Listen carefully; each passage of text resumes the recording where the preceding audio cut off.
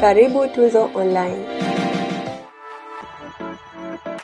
Kuu ya klabu hapa, tuwe radhi kidogo tumechelewa kuanza mkutano wetu kwa sababu ambazo ziko nje ya uwezo wetu na nyinyi mmejionea hapa, lakini jambo la msingi ni kwamba tumeanza mkutano wenyewe.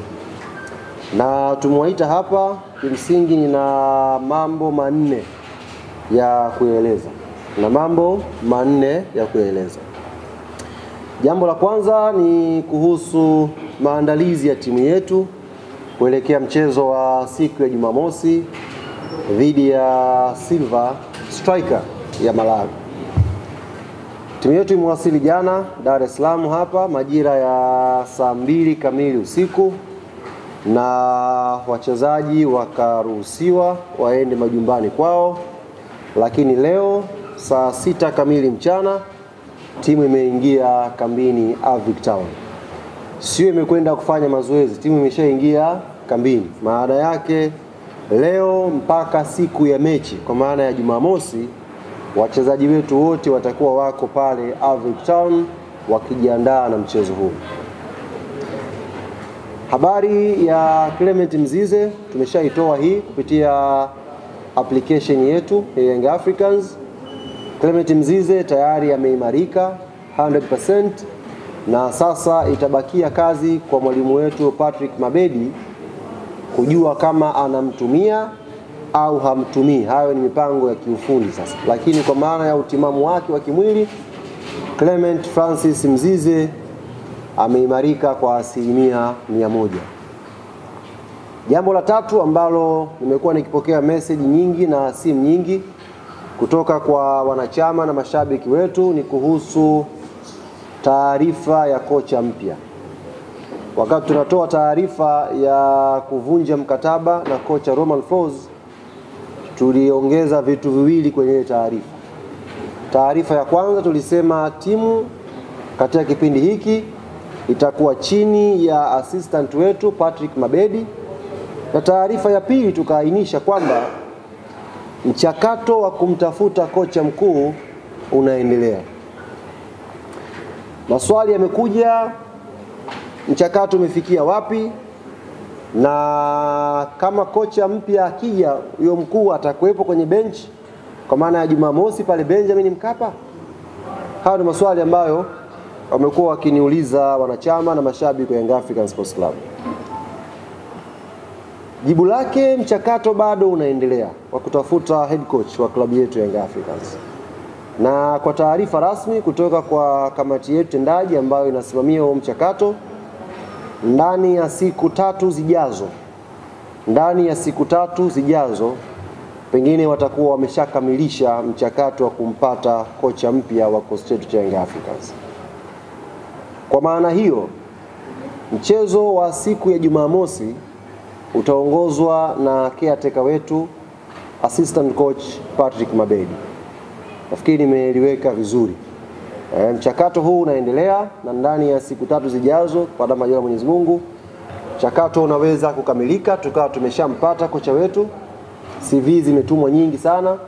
Kuna kazi inaendelea ya kufanya tathmini ya hizo CV na kupata kilicho bora katika hizo CV nyingi ambazo zimetumwa. Lakini mchezo wa Jumamosi kwa maana ya maandalizi ambayo yameanza leo mpaka kufikia siku ya Jumamosi, timu yetu itakuwa chini ya kocha msaidizi ambaye ndiye caretaker hapa kwa wiki hii, mwalimu wetu Patrick Mabedi. Tuna imani kubwa sana na Patrick Mabedi kwa sababu anao uzoefu wa kutosha. Mwalimu ambaye ameshakuwa kocha wa timu ya taifa ya Malawi na akacheza tournament kubwa mbalimbali akiwa na timu ya taifa ya Malawi. Tunaamini anaweza kuishi katika pressure hii, anaweza kukiongoza kikosi chetu, anaweza kutengeneza silaha za kutosha tukaenda kupata matokeo mazuri siku ya Jumamosi na Young Africans ikaqualify kwenda hatua ya makundi inshallah. Jambo la tatu katika yale manne, la pili la nne bado. Hawa wageni Silver Striker Kina Uchizi nani anaitwa? Hao kina Uchizi hao. Hawa bwana wanatarajia kuwasili nchini siku ya Alhamis. Na wataingia Tanzania kwa maana ya uwanja wa kimataifa pale Julius Kambarage majira ya 2:30 usiku. 2:30 usiku siku ya Alhamis ndio siku ambayo Silver Striker wataingia Dar es Salaam Tanzania. Wakishaingia watakuwa na siku moja ya kufanya mazoezi ambayo itakuwa Ijumaa.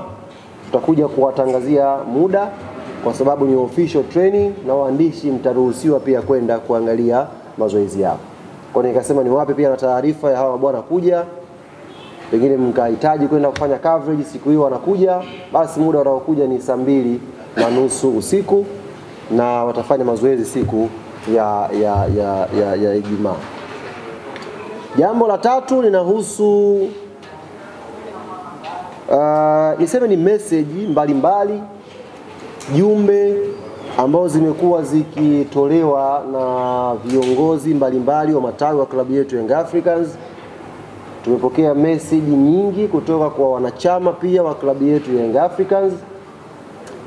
Na kwa nukta hii niwapongeze sana mashabiki na wanachama wa klabu yetu ambao walisafiri kutoka Dar es Salaam Tanzania kuelekea Malawi tena Lilongwe kwa ajili ya kuisupport timu yetu. Niwapongeze sana na limekuwa jambo zuri pale Lilongwe. Bahati mbaya hatujapata matokeo mazuri. Ndio bahati mbaya. Lakini mashabiki wa Young Africans waliplay part yao 100%.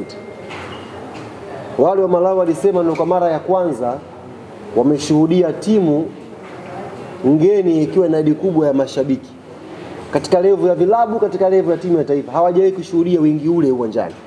Kwa maana yake mashabiki na wanachama klabu yetu Young Africans walifanya jukumu lao kwa 100%. Bahati mbaya tu rehema siku ile ya ushindi haikuwa upande wetu. Na ndio maana hakuna hata mmoja katika nyinyi waandishi mliokuja hapa ambaye hata amegusia hilo jambo na kuwapongeza mashabiki wa Yanga kwa kujitoa tena kusafiri kuelekea Malawi kuisupport timu yao. Bahati mbaya tu uzuri wa lile tukio umefichwa na matokeo. Tumekosa matokeo na kila mmoja akaanza kujadili kuhusu mchezo, tukasahau kutoa credit kwa hawa watu ambao wamesafiri. Lakini pia kuna waandishi wa habari ambao tulisafiri kwenda Malawi, niwapongeze sana. Nimepitia changamoto nyingi njiani, taarifa nilikuwa nazipata. Niwape pole, lakini ndio kazi hiyo. Ndio kazi yenyewe hiyo. Kwa hiyo tunashukuru Mungu wote mmerudi salama na majukumu mengine yanaendelea. Hapo sasa kwa wanachama nilikuwa nawaambia tumepokea message nyingi sana. Jumbe mbalimbali na zote zilikuwa zinaelekeza ombi maalum la wanachama na mashabiki wa klabu yetu kwenda kwa kamati tendaji ya Young African Sports Club. Tumeona message ya mratibu wa mkoa wa Dar es Salaam, mzee wetu Shabani. Tumesikia maombi ya wanachama mbalimbali ndani ya Dar es Salaam na nje ya mkoa wa Dar es Salaam wakiuomba uongozi wa Young Africans mechi ya siku ya Jumamosi itolewe viingilio. Hiyo mechi tuwakabidhi wao. Hiyo mechi tuifanye kuwa ni mechi special ya mashabiki na wanachama wa Young African Sports Club kwenda kuibeba timu yao na kuipeleka hatua ya makundi. Sasa asubuhi leo viongozi wamekutana. Na wamelichakata hili jambo kwa picha kubwa. Kwa kama mnakumbuka tulishatangaza viingilio. Tukasema mzunguko utakuwa 5,000, VIP C itakuwa 10,000, B 20 na A ikawa 30. Na alhamdulillah mwamko ukaanza kuonekana kwamba watu wanaitaka mechi ya marudiano hapa Dar es Salaam. Lakini viongozi wamekutana asubuhi leo, wamejadili maombi hayo, wamepitia hoja ambazo wanachama wameziainisha na kimsingi wamekubaliana kulipokea na kulipitisha ombi la viongozi wa matawi na wanachama wa klabu yetu Young Africans.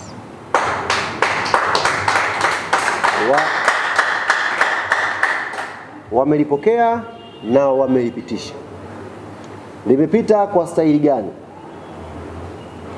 Kwanza alikuwa anakuja maombi pale kama sasa tufanyeni tutoe viingilio eneo la mzunguko tu, alafu huku VIP huku watu wanunue tiketi kama kawaida. Lakini baada ya mchakato huu na tathmini iliyofanyika, ikagundulika watu hawa ambao wananuaga viingilio kwa maana VIP wanakuaga wahanga wakubwa, kwa sababu ushatoa hela yako unafika pale unashindwa kwenda kwenye nafasi yako vizuri, na taratibu za kuingia pia zinakuwa changamoto wakati mwingine. Kwa hiyo ambacho uongozi wa klabu ya Young Africans umekubaliana, mechi hii ya Jumamosi Benjamin Mkapa dhidi ya Silver Strike, mechi hii ya maamuzi ya kuipeleka Young Africans kwenye hatua ya makundi ya CAF Champions League msimu huu, mechi hii imeondolewa viingilio majukwaa yote, isipokuwa jukwaa la VIP A na jukwaa la VIP B limekuwa reserved kwa wageni ambao wataalikwa. Kwa mfano tunao wanachama wetu ambao wao wanalipa ile huduma ya Black Card shilingi milioni 1. Hawa wamepewa kipaumbele, wataketi jukwaa la VIP A. Lakini pia kuna wageni waalikwa mbalimbali ambao majukwaa hayo yamekuwa reserved. Kwa hiyo Jumamosi unapoamka nyumbani ukaja Benjamin Mkapa, jua maeneo yote unaruhusiwa kwenda kuketi, isipokuwa jukwaa la VIP A na jukwaa la VIP B. Lakini maeneo mengine yote, mwana Yanga mwenzangu, unaruhusiwa kwenda kuketi.